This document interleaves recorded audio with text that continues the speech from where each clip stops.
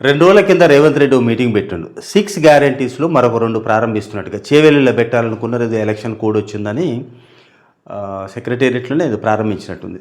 ఈ సందర్భంగా ఆయన మాట్లాడిండు. 6 గ్యారంటీస్‌లో మేము అమలు చేసినాం. ఇంకో 2 కూడా అమలు చేస్తున్నాం. ఇంతకుముందు 2 చేసినాం.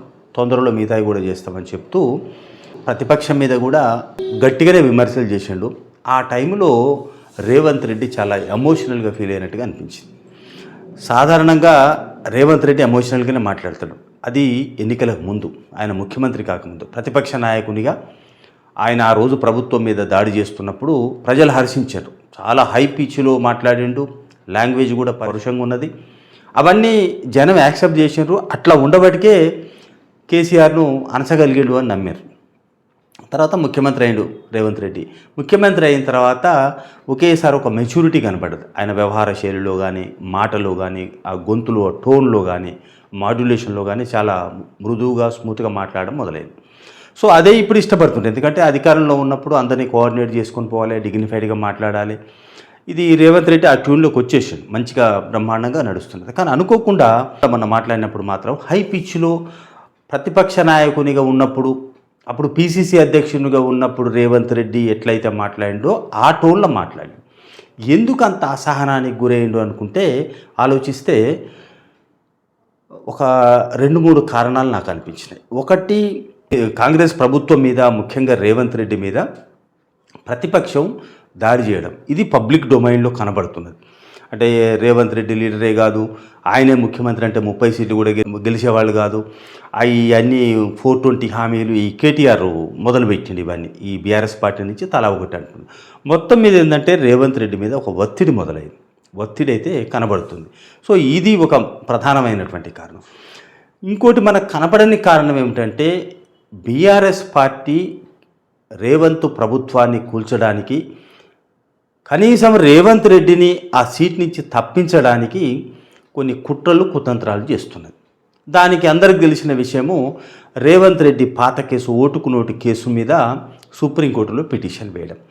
హైదరాబాదులో ఉంటే, తెలంగాణలో ఆ కేసు ఉంటే న్యాయం జరగదు, పారదర్శకంగా విచారణ జరగదని, దాన్ని ఛత్తీస్గఢ్కో లేకపోతే మధ్యప్రదేశ్కో ట్రాన్స్ఫర్ చేయాలని బీఆర్ఎస్ నాయకులు, అందులో ఈ సూర్యాపేట తప్పపోయి గెలిచిన ఎమ్మెల్యేతోటి వేయించారు. సో అదొకటి నడుస్తున్నది. అంటే ఒక రకంగా ఒత్తిడికి గురవుతున్నాడు. ఇదే కాకుండా కాంగ్రెస్ పార్టీలో సీనియర్సు ఇంకా బయటికి కనపడ్డట్టుగా లోపల అటాచ్ అయినట్టుగా అనిపించడం లేదు. రేవంత్ రెడ్డి నాయకత్వాన్ని అంగీకరించడానికి సీనియర్స్కి ఈగో అడ్డం పడుతున్నట్టుగా అనిపిస్తుంది. ఎందుకంటే నిన్న మొన్న కేటీఆర్ తిట్టినప్పుడు కూడా ఈ సీనియర్స్ ఎవరు కూడా రేవంత్ రెడ్డిని వెనకేసుకొచ్చే ప్రయత్నం చేయలే. మాకెందుకులే ఆయన తిట్టిందనే భావన కనపడ్డది. ఒకరిద్దరు నాయకులు బయట మాట్లాడారు, కానీ క్యాబినెట్లో ఉన్నటువంటి సీనియర్ నాయకులు ఆ కేటీఆర్ మాటల్ని తీవ్రంగా ఖండించలేదు. ఇటువంటి వాతావరణం ఉన్నప్పుడు రేవంత్ రెడ్డి మీదనే ఆ ఒత్తిడి పడుతుంది.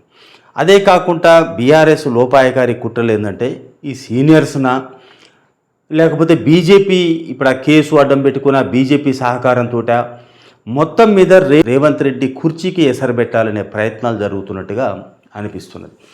ఇవన్నీ కొంత ఆ మూమెంట్స్ తెలిసే రేవంత్ రెడ్డి అసహనానికి లోనైనట్టుగా అనిపిస్తున్నది.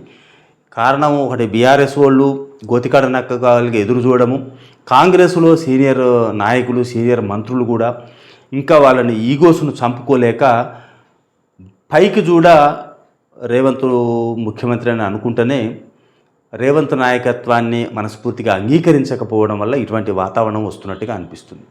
సో ఈ వాతావరణం తొందరగా సెట్ అయితే సరే, బయటోడంటే ప్రతిపక్షం వాడు ఎట్లాగూ దాడి చేస్తాడు, వాడు నష్టపరిచే పని చేస్తాడు. కానీ విత్ ఇన్ ద పార్టీలో ముఖ్యమంత్రికి ఆ నైతిక మద్దతు ఇవ్వకపోతే కష్టమవుతుంది. సీనియర్ నాయకులు ఆలోచించుకోవాల్సిన అవసరం ఉంది. వాళ్ళ ఈగోస్ను చంపుకోవాల్సిందే. రేవంత్ రెడ్డిని ముఖ్యమంత్రిగా అధిష్టానం నియమించింది కాబట్టి రేవంత్ రెడ్డి నాయకత్వంలో పనిచేయాల్సిందే. ప్రభుత్వం మీద ఒక విమర్శ వచ్చినా, రేవంత్ రెడ్డి మీద విమర్శ వచ్చినా అది టోటల్ కాంగ్రెస్ ప్రభుత్వం మీద వచ్చినట్టుగానే భావించాల్సి ఉంటుంది.